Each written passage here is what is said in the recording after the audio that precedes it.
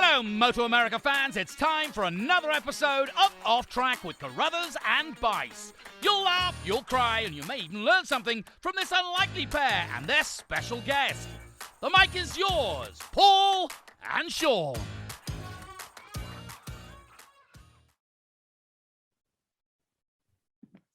Hello, MotoAmerica fans, and welcome to this latest edition of Off Track with Carruthers and Bice. We are fresh from Daytona International Speedway in our first round of the season, and also our first round at the World Center of Racing.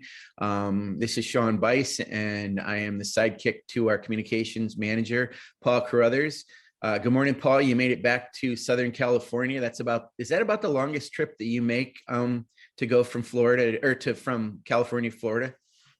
Yeah, I guess it would be. And we ran into all sorts of problems, and we ended up getting back a day later than what we were supposed to get back because flights were canceled. And it was this when we got to Orlando Airport on, what would that be, Sunday morning.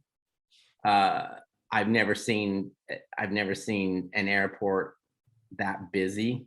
Well, maybe in Europe or something, where things are a little nuttier, but the airport was packed, and it's like spring breakers and, families that obviously went to Disney World, and it was a complete nightmare. Our flights were canceled. So we ended up having to go back and get the rent-a-car again. And then we went and found a hotel, and we hung out at the hotel, and then went to dinner, spent the night. And then the next morning we're able to fly home. We had to split up a little bit to make the flights work. So it was Doug and I were the last ones back. And then we had to fly into San Diego instead of Orange County. And that's, luckily it's only an hour or so away, but yeah, it was a pretty rough couple of days of traveling, but it could have been worse. There were some people that actually didn't have options about going and staying in hotels and stuff, and were, camped out in the airport. So consider us lucky when it comes to that we were able to do what we need to do to at least be more comfortable and not have too bad of a time. But yeah, it was a bit hectic, but man, I feel like I get jet lagged, but I think it's just from how busy we were down there, and it was just kind of, it wears you out. And I'm just kind of feel like I got a little bit of a hangover from the whole thing, but it was an incredible Daytona for us. Obviously it was MotoAmerica's first time. It was my first time back since 2013 or 2014, and I'd been there for 20 some years before that, all consecutively. And it was good to get back to Daytona, and I think we showed really well, thanks to the teams and the riders and everybody that participated, because we really put together what I thought was a Daytona 200 to remember. So it's exciting, and it shows what we're capable of doing. And I was kind of worried that people would continue to think it was, maybe a glorified club race still, but I think with what happened there, the quality of our racing, the quality of our fields, and the riders and the teams that we had there, it definitely felt like the Daytona 200 of old, and I think it'll only get better. So I'm really pumped, and I had a great week, and yeah, I'm pumped. Yeah, it was funny. There's a lot of unknowns that we had going into that. One of them, of course, was the weather, which is, I don't know, Paul, you've been to a lot more Daytonas than I have. I know weather is always a factor we race in the rain in every other race, but certainly we don't at Daytona, and we weren't going to. So weather became a factor in rescheduling things here and there. But have you been to Daytona events when it's been kind of that off and on rain for the entire time we were there? Yeah, I think so. I kind of recall, I might be wrong, but I kind of recall that we, before they got a little smarter and started moving the Daytona 200 to Saturday and using Sunday as a rain date, it was always on the Sunday. And I think there was a time when we actually might have run the race on the Monday because of weather. But it's crazy because, if you're from Florida, or if you're familiar with that, then you know how quickly things change. There was a couple of mornings when I woke up this week and I was like, we're not getting anything done today. Right. And next thing you know, we moved the schedule around a little bit. It gets sunny, it dries out. They've got excellent equipment there, obviously, for NASCAR to dry the banking and the road course. And next thing you know, it's the end of the day and we got everything done. So it was kind of surprising, but I think it just shows with the way the weather changes there that you just kind of don't give up on a day and realize that you can probably get lucky and get things in. And that's what happened. Yeah, it's amazing how quickly things change down there. And like you said, it looked like we were going to be socked in, and it comes and goes. And I mean, it was a little bit breezy there, which helps along with the banking to dry that place off. But yeah, it was tremendous racing in every one of our classes. And, we were just talking about this in a meeting prior to this, but the great unknown was a little bit that balancing and the new model, the new bikes that are going to be racing in super sport this year. And we had multiple makes in the top 10 in that thing. I mean, Ducati was on the pole with Josh Herron, but, he had some issues with a pit stop, and the other rider, the R6s, the Kawasaki's, the Suzuki's, and those Triumph 765s. I mean, everybody was in it with, obviously Brandon, getting the slingshot at the end, but it was not any make or model dominating at all. It was amazingly balanced, especially when, we don't know what it's going to be like at that track with the way the banking is and all the draft situations and everything. So it was every bit as exciting as we hoped it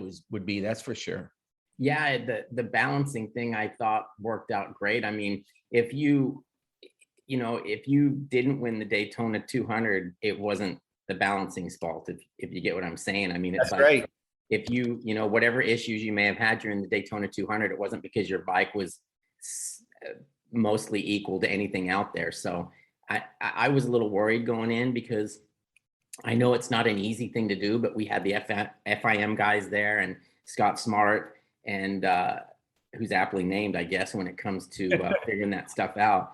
But we had those guys there, and we didn't really, I couldn't tell that we had any issues. There might have been some stuff going on behind the scenes, but as far as what was seen out front, it was handled really well. And I mean, I kind of thought, like, I just remembered back to the first year of Junior Cup, when we were trying to make the bikes equal. I think it was VIR. We got to VIR, and there was some changes made or whatever, and it was just kind of messy. I mean, it wasn't, it didn't work as quickly as this, but this certainly came together. I think we should be set for the year when you think about it, because I mean, Daytona is basically a rolling dyno. That's right. Yeah, it's crazy how that is.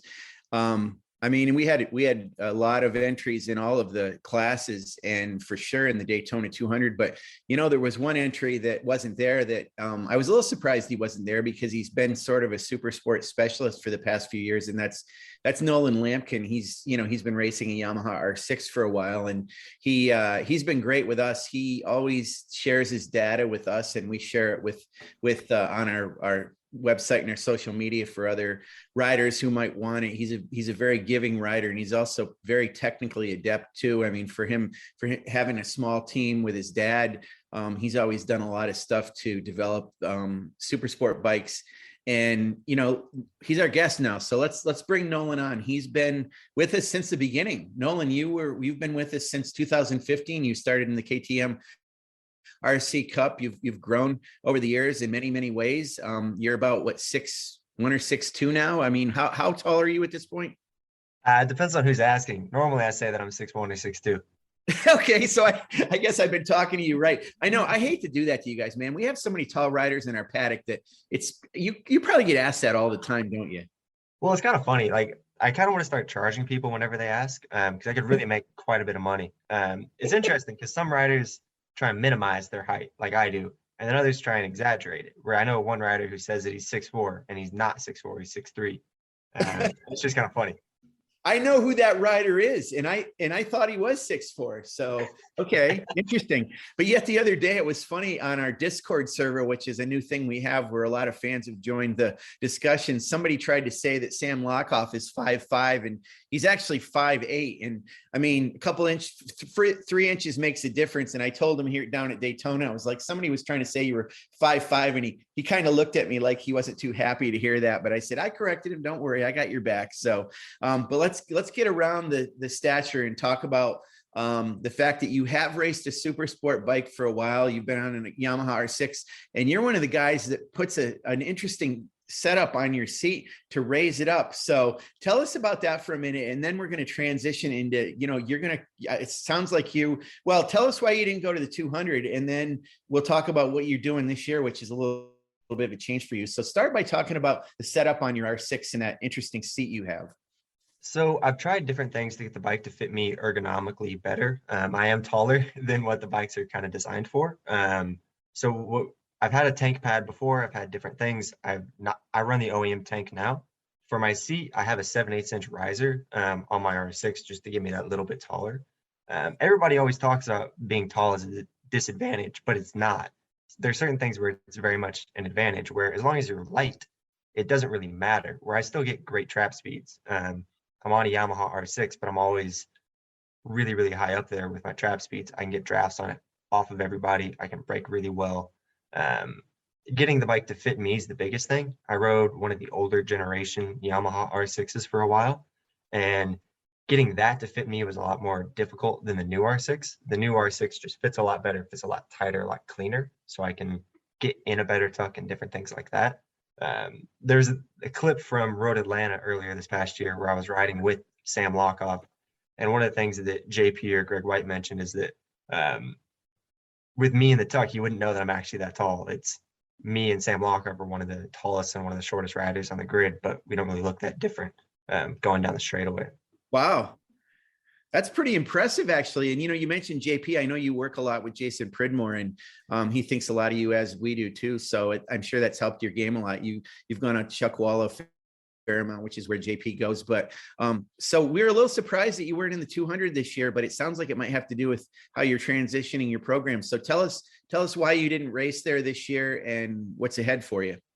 So this year I'm going to be racing a BMW S1000 RR in Stock 1000 and the Superbike Cup with Tom Wood Power Sports. So with Tom Wood, one of the great things that they have is they sell so many different brands of motorcycles. They sell everything from Yamaha to Kawasaki to BMW to everything. It's really, we can make a decision on what we wanted to do. The biggest thing was getting the time. It's a multi-year deal, so I didn't want to rush things in the beginning. I would have loved to have done Daytona, where because they have a Yamaha dealership, it still would be advantageous for them to do that. So that's really what I'm trying to work on for next year. I think that would be a great thing to do. But with the BMW and all the things that are coming along with that, that's really been my focus and my priority. So I just didn't have time and the ability to do both. I'd love to be able to do more endurance races and do that stuff, and doing the Daytona 200 would be a great stepping stone into those things. So that's really what I'm trying to focus on for next year, where I've built my own program. I've done so many different things, and it's really been trying to figure out what's the best for us. With racing being on the East Coast, I'm able to do a lot of things that people on the West Coast can't, just where I'm located to so many more of the racetracks. Being in Indianapolis, we're like 8 hours from each of the different tracks. So I personally drive our truck and trailer to the events and then drive it home after each weekend, because it's basically 8 hours to each event. Where if you're in different places, it could be 16 hours for you to get back from Wisconsin or some of those different things. So with this BMW and with the things coming together, I'm really excited, where we've got many years to kind of work on the program, get things solid, and really get building for the future. So two things I want to point out for the fans that are listening, Nolan, and one of them is that you were born in Indianapolis, lived there, based there, and Tom Wood Motorsports, I believe, is in Indianapolis as well. Is that correct? Yes, sir. Yeah, I grew up driving past all their dealerships on the way to school in the morning. They've got this one road where it's like 15 car dealerships. They have a motorcycle dealership. They have a motorcycle dealership, Tom Wood Power Sports in Anderson, and then they have an Indian dealership in Lafayette, Indiana. And also, one of the other things that people don't quite know is BMW Motorcycles of Richfield, which is in Minnesota, is also a part of that Tom Wood group. So We're actually going to be doing a special livery and some of that stuff for the MotoAmerica race at Brainerd, Minnesota this year. Wow, that's a big organization. And I also want to point out too, people that talk about like another team has just announced, Tytler Cycle has just announced that they're going to be out there, and their guys are going to be riding that M1000 RR, which is a little bit different than the S1000 RR. But also Scheibe Racing announced yesterday that Ashton Yates is going to be on an S1000 RR, but Steve has been continuing to develop his older generation S1000 RR. So I want to point out that your bike is it in fact a 2022 bike? It's different. It looks different than the one that Scheibe has, is what I'm saying. Yeah, so we've got the bikes. They're delivered to Minneapolis now, and I believe they're the 2022, whatever the new version is. I don't know the exact thing. I don't know Right. the VIN number yet either. So Yeah. And yeah. and that bike looks a little bit different because I mean it's a little bit more, I guess you could say it's rounded, it's a little less angular, and it's kind of the bike similar to it's what Travis Wyman's been riding. But give us a little insight without giving away your secrets. But tell us, okay, you know Tom Wood, you've grown up around there. How did you approach them, and did they I assume the fact that you're from Indianapolis probably helped you to put this deal together? I mean, that's a big deal for a team as small as you guys are, Nolan, to make that happen. I mean, that's quite a coup for that brand, because, we definitely want more BMWs on the grid. So just like I said, without telling any secrets, maybe you can just give the fans and people that maybe are trying to figure out how to get sponsors a little insight in how you did it. Yeah. So the biggest thing for me with sponsors and deals and all the different things is I just try and be myself. I went to talk with the Anderson dealership, which is Yamaha, where I talked with them in August about trying to get them on board for Super Sport for this year. And then the new rules for Super Sport came out and some other different things came together. Tom Wood's opening up a new dealership in Indianapolis. They're moving with a new BMW dealership. So that's really the advantageous thing for them. And it's focusing on what are they actually getting out of it? I think a lot of racers focus on, oh, well, I'm doing this or I'm doing that. But it's how are you actually selling things for this brand? With Tom Wood, I'm from Indianapolis. They're the Indianapolis dealership group. There's also some special events that are going on in Indianapolis that aren't quite public yet, but those are also really interesting. I've ridden at Indianapolis Motor Speedway before. My nickname is Indy from Jason Pridmore in California. So I started out with that. We moved to the BMW, and that's really, I rode a BMW M1000 out in California at Truckwalla when I was with Pridmore, and was able to meet Mark Boucher, who is one of the BMW experimental marketing guys, just to pick his brain on some different things. And the other thing that's just interesting for me is my grandmother is German.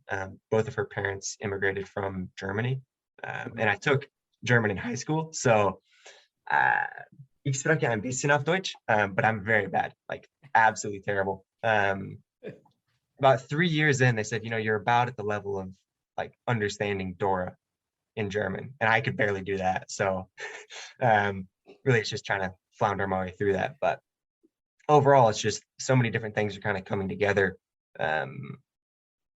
just in really unique ways. So yeah. Okay, Sean, I think Nolan separated himself from every other guest we've ever had, because before we started the show, he called me sir, and then he just referred to you as sir. So Yes. And it's probably why he gets sponsorship, because he's actually polite. So Very polite. Yeah. Nolan, one of my questions is, because I don't know the answer, or else I wouldn't ask it, I guess. But do you have any experience on big bikes, like at club racing or anything like that, or have you mostly been 600 and smaller? It's mostly been 600s. That's been the most financially feasible thing for me, my dad, and then the team to do. So that's what I've done. I've ridden 1,000 before when I've been with JP43 training and some of that stuff. I've been able to take out Jason's stock bikes. I rode the 1,000 at Chukwala. I don't have a plethora of big bike experience. Everybody that I've talked to said you'll do great on the bike, just the way that I ride and different things like that. But it is something new. So that's something I'm really excited for doing. The BMW has a lot more sophisticated electronics, but it's still riding a bike at the end of the day. Right. Now, you've been doing this for a while, as Sean pointed out in the beginning, and I know there's been some tough times. Have you ever gotten to the point where you were considering doing something else? I mean, has it ever gotten that far? I mean, it's always been interesting. Like you said, I was one of the first riders. I was the youngest KTM Cup rider in 2015. I made the cutoff by like a few weeks or something like that. I just had my birthday last week, turning 21. So I've done a lot of things, and I'm only 21 years old. I worked in a machine shop at a time when I was 19 years old, working at Vance and Hines, building cylinder heads for different race teams. And it was actually kind of funny because I was working on different MotoAmerica teams and looking at their engines and saying like, oh, I built that piece, or helped. I don't really know that much, but it's, I've always known what I've wanted to do. The issue for me is actually knowing how to get there. Everybody has advice on this is what you should do, or this is what you shouldn't do, but that's all based on what they've done in previous years, and it's not the same as what it is now. Going out and finding a ride 20 years ago is much different than going out and finding a ride now. So it's always just been kind of a work in progress. I do things that are interesting for me and what I find useful. I like racing bikes. I want to win races. That's what I want to do. I want to win championships. It's how to get there has been the difficult thing for me, and figuring out how to actually go about that. And that's where these last couple of years have really been formative for me. The different content and stuff that I make online, articles that I've written, articles that I've given you guys to put out, videos that I've made with different videographers like Superlex, GoPro videos, some of those different things. You're just me kind of finding my footing and figuring out what do I actually want to do and how can I do it the best way that I can. Right. I find that the Vance and Hines thing interesting. Obviously, there are race shops in Indianapolis. Is that where you actually worked? Was out of the race shop? Yeah, I did. And did you get to know Terry at all, or? Not really. They took us out for an employee lunch one time. I worked there for about 4 months, in the off season of 2019. Then the pandemic hit in the beginning of the year in March, right before the season was about to kick off. And it really helped me just kind of figure out where am I going with the different things. I was 19 years old at the time. And that was great to do in the off season. I learned a bunch of different things. It was really quite busy as a racer, where I basically had 2 full-time jobs at that point. Getting up every morning at like 5:30, driving 40 minutes to the race shop, working on cylinder heads. I met, mostly the stuff was with Byron Hines, who's the head guy that I'd see, but I did work with Luciano, Ruben, and then Eddie Krawick was my actual boss. So, well, those are some smart guys. Yeah, for sure. Wow. Did you ever see, I think Hayden Schultz worked there a little bit, or he knows Gene Burcham real well, worked with him. Was Hayden there when you were there, or is he there now? I mean, do you know the story on that? Hayden was there before me. So I think we did the same kind of helper job, but we were separated by a little bit. Because I think by that time he had moved to Arkansas. And then I helped get that with a friend of mine, Chuck Chiquetto. So that's how I got that kind of together. So let's talk about something else here, Nolan, because like we've been talking about, you've provided a lot of good information to us about tuning and building R6's super sport bikes.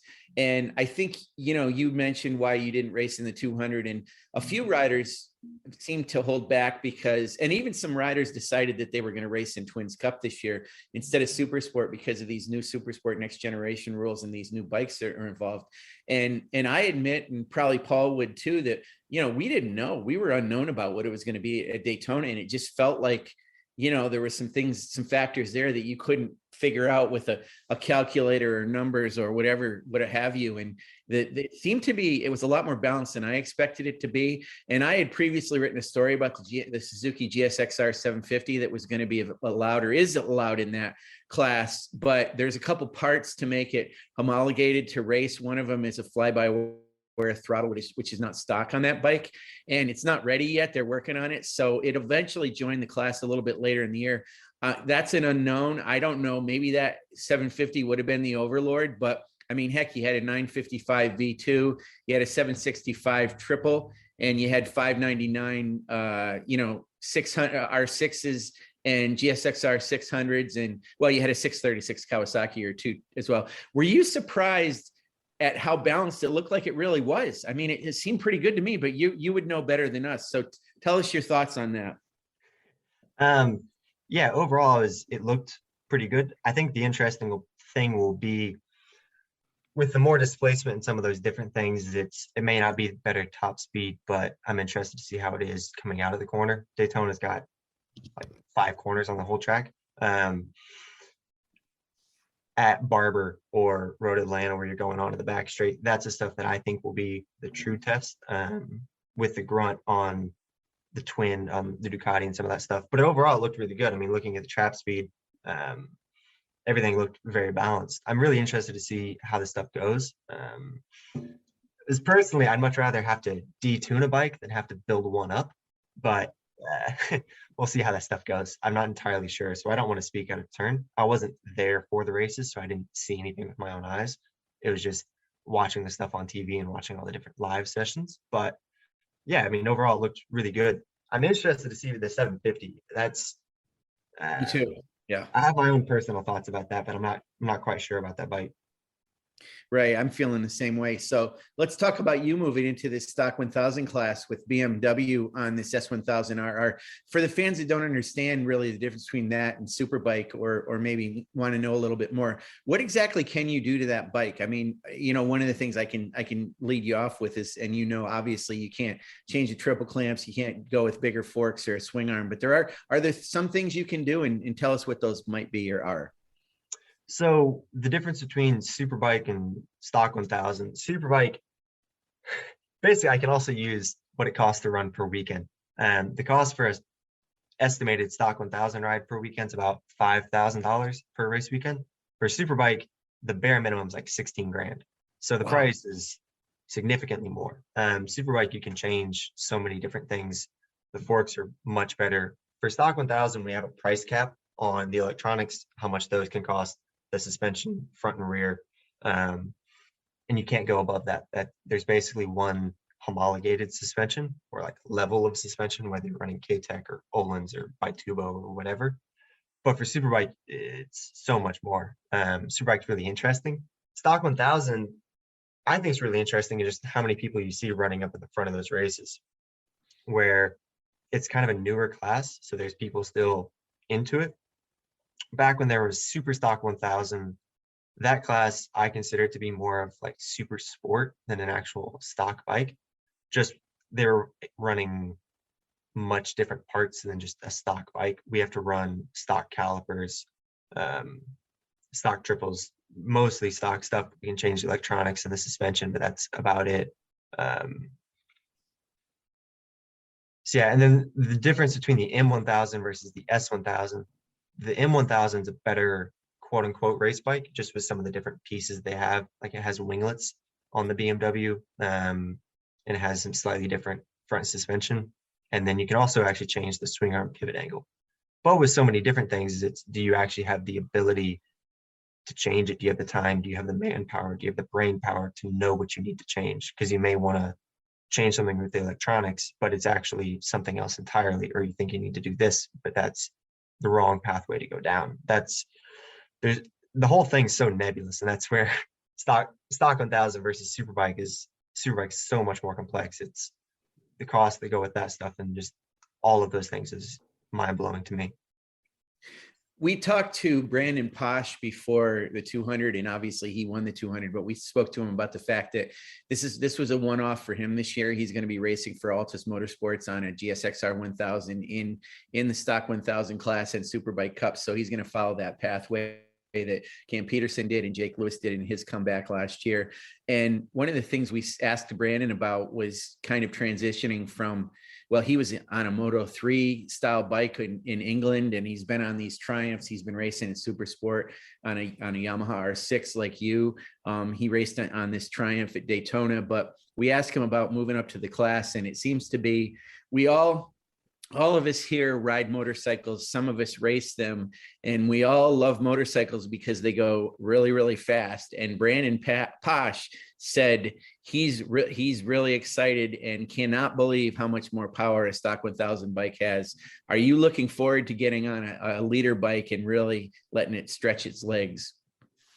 Yeah, I mean, I think everybody's excited about the power. That's where some of the stuff with my height will actually be an advantage, where I can move on the bike in different ways. When the bike wheelies, if it does this, if it does that, I can move myself around in different things. So the added horsepower with me is great. I rode a BMW, or not a BMW. I rode a BMW once, but I also rode an R1, an R1S at a track day out in California at Chuckwalla with JP. So I have a bit of time on 1000. It's got a little bit less power, but it's the way you ride the bikes quite a bit different. So I think that's really interesting. And it's, yeah, but at the end of the day, and it's still a two-wheeled motorcycle at the end of the day. It's still a sport bike. So everybody has different ways of riding different bikes. So I'm just excited to move to a new class, new machine, new team. I still have my crew chief from last year working with me, Freddie Carswell from Superbike Unlimited. So I'm really excited for that, where he knows more about me, about my riding style and the way that I do things, and we can really work together on getting a good package put together for this BMW. What is your team going to be called this year? What's the name of your team, Nolan? Tom Wood Power Sports. Okay, so you have, for the longest time, I mean, since the beginning of you racing in MotoAmerica, have had Cycle Gear as a sponsor on your bikes. Will Cycle Gear still have some involvement? I'd love to. Working through different things right now. I'm not going to rule anything out or say yes or no. Can't really say anything right now. Okay. You've been with them so long and been doing stuff for them, man. I mean, it's like, heck, you've activated that brand more than almost anybody else in the paddock, probably more than anybody else. You mentioned his deal. yeah. You mentioned Freddie Carswell, who's with Superbike Unlimited down in Arden, North Carolina, and he's got a real cool mail order business, and he builds a lot of bikes. But I want to talk about your dad a little bit too. Your dad, Bill Lamkin, who I'm very fond of and see him in the paddock. One of the things I don't know the answer to, Nolan, so I'm not asking a question I already know. What is your dad? What does he do for a living? What is his background? He's an electrician. So he's a union electrician in Indianapolis. That's kind of what he does. Did he grow up with motorcycles? I mean, what's your motorcycle connection? So my dad he was a gearhead. He liked cars. He likes bikes. He likes everything that has an engine. And the story was that he always wanted to buy a motorcycle, but his parents wouldn't let him. He saved up all his money to buy this thing in the Sears catalog, and my grandma wouldn't let him. So then he had to do stuff on his own once he was out of it. So I think he built some drag bikes just for club stuff. I think Muncie Speedway is what it is in Indiana.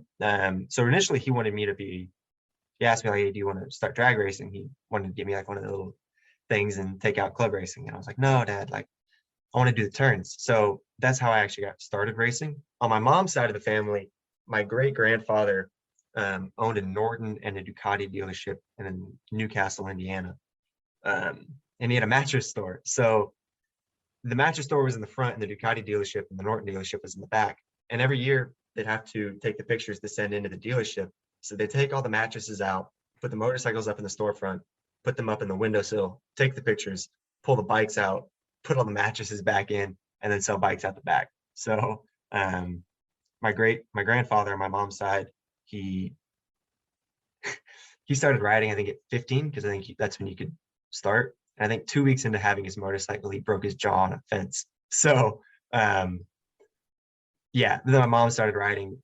My mom's side of the family, riding's been in for generations. My great grandfather, I think, rode cross country in a sidecar with my great grandmother in it, and then like broke his collarbone or something, and then rode back from like Colorado with a broken collarbone in a sidecar. And I don't know if you've ridden a sidecar, but those things are crazy to drive because it's not like a motorcycle. You're having to brute force steer the thing because it doesn't lean at all. So that whole thing is just crazy.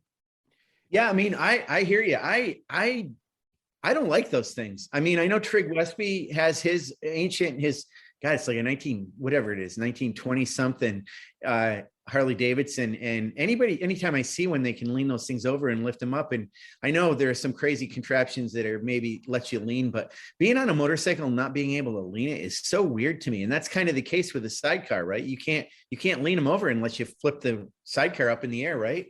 Right. Yeah, exactly. And the thing that he had was it was not the little thing that Trig Westby has. It was much bigger than that. So yeah. I've seen some crazy ones though with sport bikes where they're all articulated and everything, but yeah, not my bag though. I'd rather put somebody just on the back with me. So here's something I want to ask you. This is something that comes up or a lot of fans don't know. There aren't that many riders in our paddock that have motorcycle licenses to ride on the street. Do you? No, I don't. Yeah, I mean, why is that? I've got a couple reasons for it.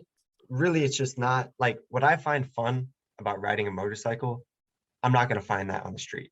I like, basically, I ride a motorcycle for the feeling in which kind of everything else disappears, and it doesn't feel like I'm moving on the track, but it feels like the track's moving underneath me and I'm just staying still. That's what I really like. That's when I ride good. That's when I feel that. I'm not going to feel that on the street. The whole time I'm on the street, I'm going to be terrified, afraid of other people, whatever. I like riding my bicycle. I ride my bicycle on the street and I can do that. I'm not going to ride a motorcycle. I know Michael Gilbert has his street license, but that's mostly for his different articles and things that he writes. So where do you see yourself after maybe you decide that you're not going to be actually racing? I'm sure you're still going to be in the paddock. I could see you as being a technician on a team, owning a team, all kinds of things related to the technical aspects or the running of a team, because you've done it for yourself. I think you're going to have a long career, even beyond your racing, and you're only still 21. So I'm not trying to age you, Nolan, but I'm just curious. Have you ever thought in the future about, how you're going to sustain yourself later on? Kind of yes, and mostly no. I'm focused on my racing right now, I'm sure is what everybody would say. I know that there's things that I can do later on. There's certain things that I would really, most of the stuff that I do with the articles and the different things like that it's trying to teach a younger version of myself the things that I wish I knew back then. So if I can own a team one day and be that person that I wasn't really able to have, I think that would be great. But every year, whenever my birthday comes around, I feel old. So It's how old it is, Sean. Yeah, exactly. I know, but the thing is like there's new riders, there's new stuff all the time, and it's like, oh, I'm 21 now, and then there's somebody else who's 16 lighting the world on fire. But yeah, I mean, I've had conversations with different people, and I just want to focus on winning races now and doing what I can do now. Stuff in the future that'll happen in the future, and I can deal with that as it comes. I think Mark has ruined it for everybody with that age thing. I know. He's like 27 and he has 8 world championships or something ridiculous. So. That's right. Hey, Nolan, so when does your season start? Are you going to be racing at COTA? So I'm not entirely sure. I mean, I don't think we race at COTA. I believe Stock 1000s starts at Road Atlanta, but I know a friend of mine who's going to race at COTA, and I thought he was racing Stock 1000. So I'm not entirely sure. Different parts and that stuff that are coming in now. I did an interview with Road Racing World back in October talking about Stock 1000 versus Super Sport 600 and some of that stuff. And supply chain is really quite a big issue. So we're working on getting parts in and some of that other stuff kind of put together. The contract for my deal got signed a bit later than I was hoping for, which I think everybody will always say. But now we're working on getting the parts in. So we may race at COTA, we may not. I don't think Stock 1000 goes there. I believe it's only Superbike.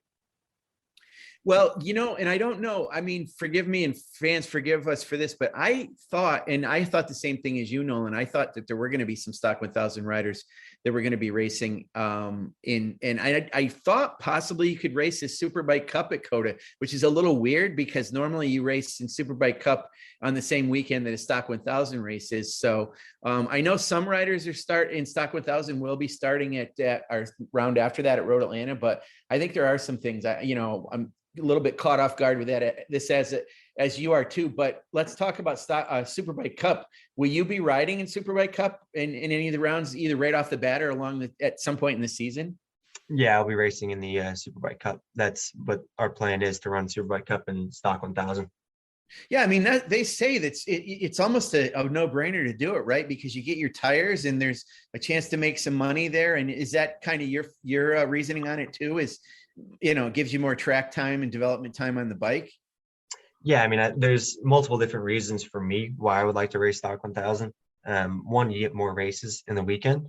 So for me personally, the more time that I can get on this new bike, the better. So racing Stock 1000, which are generally shorter, and then doing the Superbike Cup, which those races are only 1 lap longer than what the Super Sport race was already. So it'll be about 30 minutes long. Stock 1000 is about 20 minutes. Also, just with traffic and some of the different things in the Stock 1000 class, running the Superbike Cup, I believe you get to race and ride in those other qualifying sessions, or you have to be top 5, or I don't remember exactly how it works, but it doesn't really matter. That's what we're doing, getting more track time, getting more races, getting more data on this bike, and helping me grow and develop as a rider. Well, this is an exciting thing for you, not only to be moving up for a big bike, but absolutely to, to be able to now take your technical aptitude and apply it to this larger bike as well as your racecraft. But we're looking forward to hearing some of your analysis of stock 1000 bikes. And, we really appreciate when you provide us with technical articles that we can put on our site, because the fans love to see it. And certainly your awesome videos from Chuck Walla, when it's from the point of view of your brake lever or your foot or something like that. You kind of pioneered that. So we'd love to get some more of that from you. But for now, we're going to let you go on now, Nolan, but I really appreciate that you pretty much kicked off and announced your team on our podcast, Paul, and I appreciate that you did that with us. And, good luck this season, and we'll be following you very closely. Great. Thank you guys so much. I can't thank you enough for having me on the podcast, and love to do it again. Yeah, Nolan. Again, let me wish you the best of luck, and I'm looking forward to seeing you. I guess at Road Atlanta, maybe Coda if I get lucky. I plan on going to Coda as a fan, so see everybody there. All right, perfect. Thank you very much. Thank you.